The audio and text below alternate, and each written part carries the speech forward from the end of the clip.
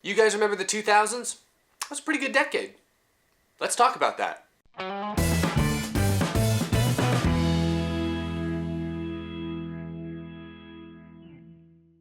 How's it going, everybody? My name is Eric, and welcome to Out of the Groove. Special edition episode today. Since it's a pretty slow news week in NASCAR this week, we had it announced that Daniel Hamlin will be driving the 8 car for RCR in a few weeks at Richmond. That'll be his Cup Series debut. Good for him. It's a big deal because the 8 car is coming back for the first time since Dale Earnhardt Jr. drove it.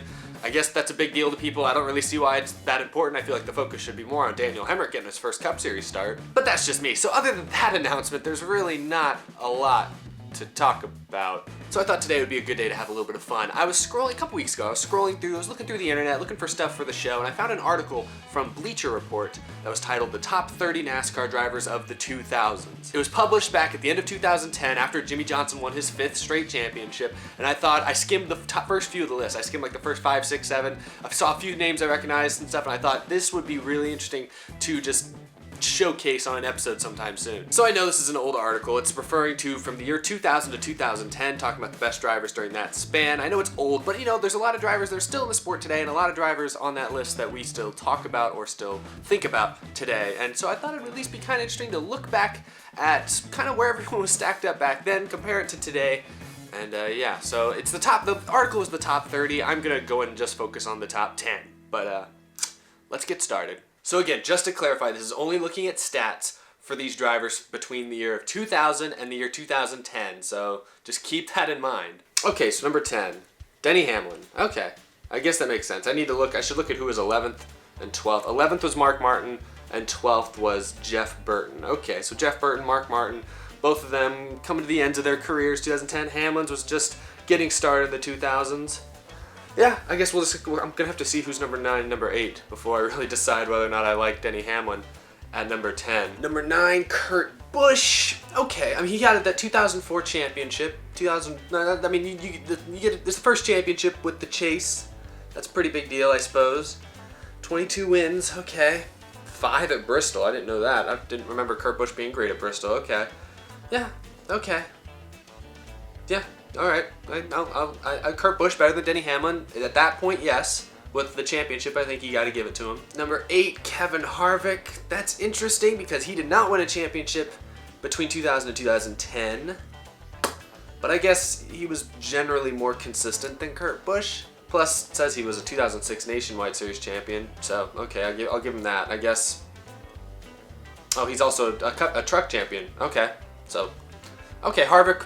He's got an Xfinity and a truck championship versus Kurt Busch's Cup championship. I still think Kurt's is better, but yeah, I think Harvick's been more dominant throughout the series at this point. Okay, I'll give him that one. Number 7, Matt Kenseth. Okay, I want to know who's ahead of Matt Kenseth because my boy. I don't want people disrespecting my boy. They better have real people ahead of Matt Kenseth. Okay, yeah, he was 2003 champion, dominated that season.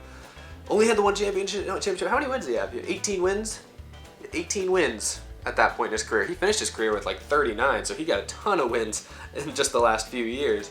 But 18 wins at that point, yeah, he was consistent, I had back then. I don't know. 7th, it's respectable. I'll give him that one. Well, he's won the Nationwide Series too. Okay. The Biff. Oh, I don't know if, I love Greg Biffle, don't get me wrong, but you're going to put Greg Biffle ahead of Matt Kenseth? Ooh. Matt was a Cup Series champion. Greg Biffle never won a Cup Series championship. He won truck championships, right? He had a truck championship and a Nationwide championship. And 2nd and 3rd in Cup points? God, Greg Biffle was legit. I think we all forget how good Greg Biffle really was in the mid to late 2000s. Okay. I don't know if he has 16 Cup victories during this span versus Matt Kenseth has 18. That's tough. I think it's a toss-up between Biffle and Kenseth. I'm going to give it to Matt Kenseth because I'm horribly biased, but hey, I'm looking at these stats right here, and I forgot how good Greg Biffle was. 2nd and 3rd in Cup points? I don't remember that, but all right. I do, actually. I think it was like 06, 07 he was really good, but gosh, the Biff. We all forget about the Biff, man. Whatever happened to that guy? Number 5, Carl Edwards. Another one who is no longer with us. He's retired. Gosh, wow. Just looking at this, Roush Racing was legit in the 2000s. You have Matt Kenseth, Greg Biffle, and Carl Edwards all in the top 7. gosh, Roush Fenway Racing, they had something to be proud of. Carl Edwards, again, no championship. He didn't win a championship. I know he won, what was it? He has 29 wins, okay, or that's Nationwide Series. How many Cup wins does he have? How many Cup wins does Edwards have? I'm skimming it. 18. He only had 18. See, that's the same as Kenseth. That's the same as Matt Kenseth. I don't know that he's that much better than Matt Kenseth. He had 9 wins, though, in 2008. That'll do it. That'll do it right there. You have 9 wins in a year. I mean, that means you won every 4 races. You had a win coming throughout the entire season. That's crazy. I'm not offended. I'll put Biffle at 7. Because I don't want to focus just on the Cup Series, but I definitely value the Cup Series results more than the other ones. So I'm going to put Biffle at 7, Kenseth at 6, and I'll put Edwards at 5. I think that's good. But I got to see who's ahead of him. Number 4, Tony Stewart. Really? I feel like Tony Stewart... I mean, who are they going to have ahead of Tony Stewart? I mean, I think number 1's probably going to be pretty obvious on this list. If you don't already know who number 1's probably going to be. If number 1's not who I think it's going to be, I'm walking out of here. But Tony Stewart at 4. He won 2 championships during this stretch. And a lot of races. Hold on. I got to skim this. Hold on. Yeah, he's just been so good. I mean... I'm not a Tony Stewart fan. I didn't like Tony Stewart very much, but you can't deny it. He was pretty darn great. Gosh, I mean, 36 wins. You go from Carl Edwards and Greg Biffle, Matt Kenseth, who had like 16, 17, 18 wins during this stretch, to Stewart with 36 wins. Yeah, I think Tony Stewart's definitely better than all those other guys during this stretch. Definitely better than them. He didn't age as well as Kenseth or Edwards, but, you know, he's better at this point. At this point in his career, he was better, but... I want to know who's number 3. Number 3, Jeff Gordon. Okay. Ooh, I don't know. This is yeah, it says right here it was a tough one between Gordon and Stewart. I would agree with you there. Off the top of my head, I'm thinking Tony Stewart would be better than Jeff Gordon. I know a lot of y'all are Jeff Gordon fans, but if we're going to talk about overall career, now in hindsight, now that it's 2018, yes, Jeff Gordon probably had a better career than Tony Stewart. But in the 2000s, I mean, Tony had 2 championships. Jeff Gordon only had 1. How many wins did And even Jeff Gordon only had 33 wins during this stretch. I don't know. That's tough. I'm giving the edge to Tony Stewart. I don't know about that. Especially if I remember, didn't Gordon miss the chase like 2008, 2009, one of those years? Maybe it was 2007. Gordon missed the chase. In fact, he might have missed it like 2 years in a row. I can't remember. He had a rough stretch there. But yeah, I don't know. I don't agree with this. I think the stats here say that Tony Stewart should be ahead of Jeff Gordon, but I guess they'll give Gordon the nod because they know they got Gordon fans reading their website, so I don't know about that one. Number 2, Kyle Busch. Oh, man. Kyle Busch at this point, he didn't have a championship yet. He has 19 wins. I mean, yeah, it's only in 222 starts. He's only been in the Cup Series for like 5 years. Kyle Busch, number 2, with no Cup championship? I mean, he had a nationwide championship at this point. Did he have a truck championship? It doesn't say whether he had a truck championship. I gotta believe he did, but I don't know for sure.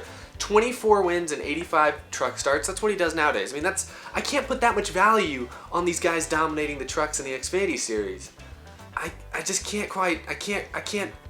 43 wins and 200 starts. That's good. That's amazing. But that is the Xfinity Series versus the Truck Series. I mean, those are great. Don't get me wrong. But he only has 19 wins in 222 cup races during this stretch. I mean, that's still good. That's good enough to be probably like 5th or 6th. But 2nd, ahead of Tony Stewart and Jeff Gordon.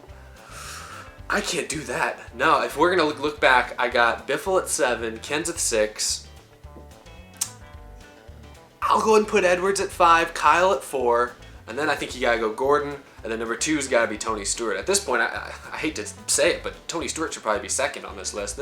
They really disrespected Tony Stewart on this list, if you ask me. Goodness, I don't know. The cup stats matter significantly more to me than Xfinity and truck stats. Even though I know Kyle was young, it says here he was only 25 years old in 2010. That's insane.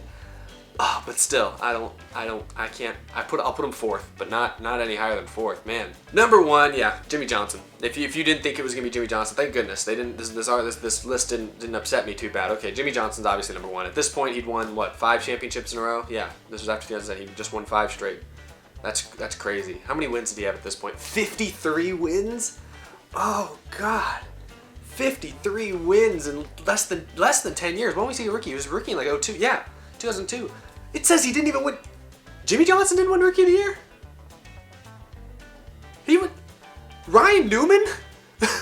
Ryan Newman beat Jimmie Johnson in 2002. That's insane. I would have never guessed that. I mean, Newman's been good. Don't get me wrong. He's not in the top 10 here, but I think I remember seeing him in like 15th or something like that. So he was pretty good, but Newman beat Jimmie for rookie. That's pretty crazy. That being said, Jimmie Johnson, 5 straight championships at this point.